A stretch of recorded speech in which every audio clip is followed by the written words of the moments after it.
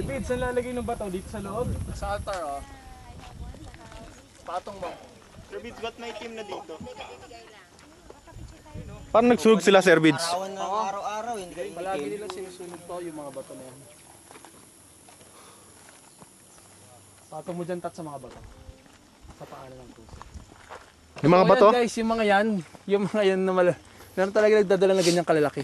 Grabe. Oh. Hindi ba ito yan eh?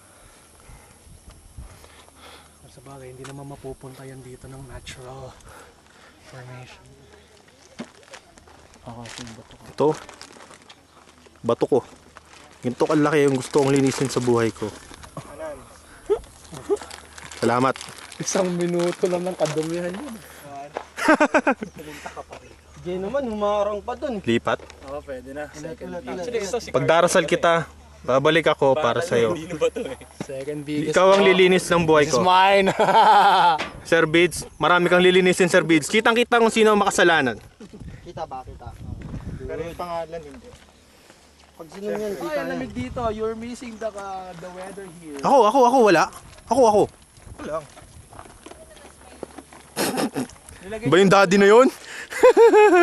Nananakit. 1, So nakita niyo yung kaibahan ng climb na to sa ibang climbs, no? Medyo may Spiritual. spiritual climb to.